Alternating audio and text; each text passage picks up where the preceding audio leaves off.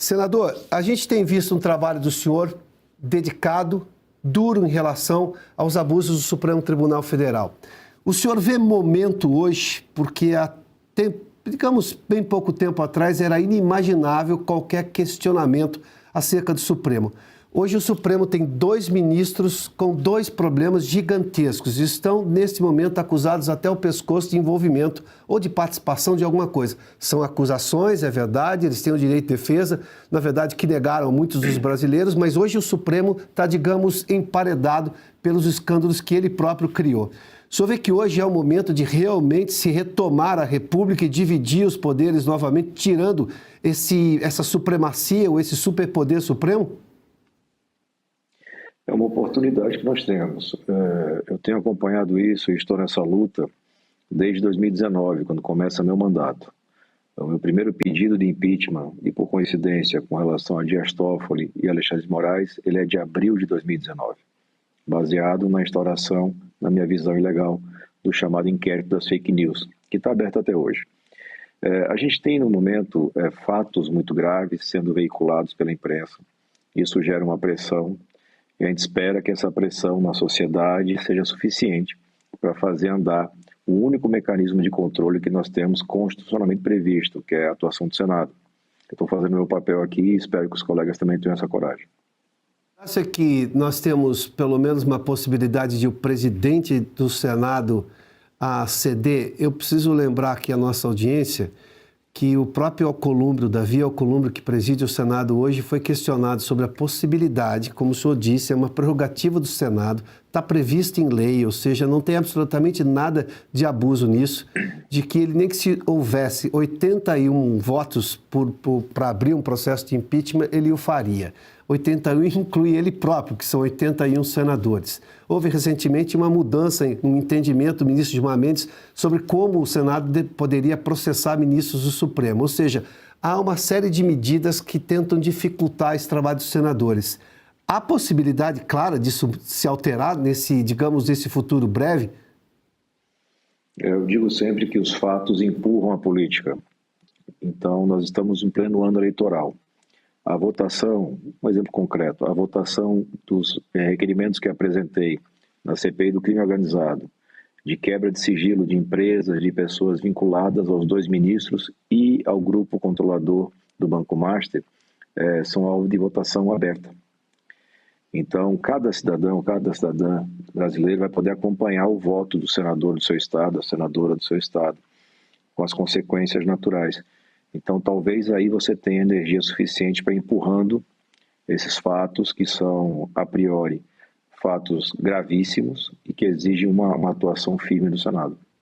O senhor tem ouvido mais apoio internamente? Eu sei que os senadores conversam muito. O Senado é uma casa bem diferente da Câmara, até pela formação menor, 81 senadores, há uma conversa mais íntima, particular, sobre alguns projetos.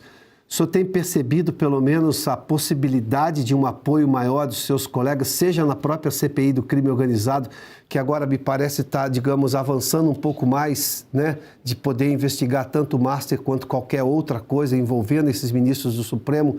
Mas o senhor tem ouvido esse apoio maior por parte dos seus colegas?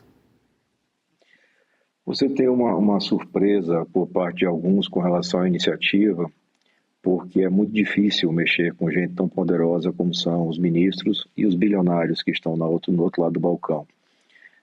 Mas a maior parte deles, com quem eu tenho conversado, compreende a gravidade dos fatos, a importância de uma atuação do Senado. Acho que quanto mais você der publicidade, transparência para o que vem acontecendo em Brasília há muito tempo, mais perto a gente chega dessa resolução. Vai ser um teste para a instituição.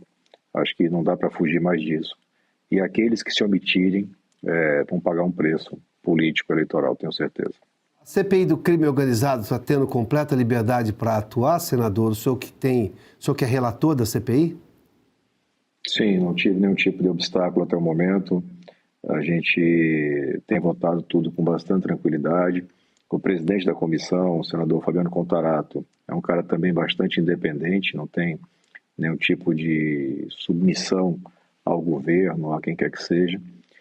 Agora é natural, as pressões, as ameaças, as conversas veladas, elas são constantes porque a gente está cada vez mais perto de trazer uma verdade incômoda que muita gente quer deixar escondida.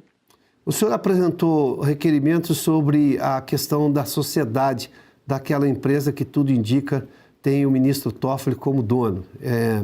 Meredith, alguma coisa, ou Meriditei, alguma coisa que o DT seria de Dias Toffoli e o MARI de Marília, que é a cidade do interior de São Paulo, de onde ele vem. O fato de agora estar apontando exatamente para o ministro do Supremo dentro da CPI, o senhor acha que esses seus pedidos vão ser acolhidos pela maioria e vão adiante? É a minha expectativa. Como eu disse, é uma votação aberta. Pautados os requerimentos, os senadores vão se posicionar. É muito difícil você se posicionar contrariamente a um pedido dessa natureza, porque esse é o Congresso que vem aprovando legislação muito dura com relação ao criminoso comum. E o que a gente está fazendo não é uma condenação prévia de ninguém. O que a gente está fazendo é buscar meios para traduzir a verdade, para dar visibilidade. Se não tem nada errado, se os irmãos do ministro Toffoli não fizeram nada errado, se a esposa, os familiares do ministro Alexandre não fizeram nada errado, e os próprios ministros também não, maravilha, que bom para o Brasil. Mas se não for isso, a gente tem que fazer a punição chegar, não interessa se o alvo tem toga ou não.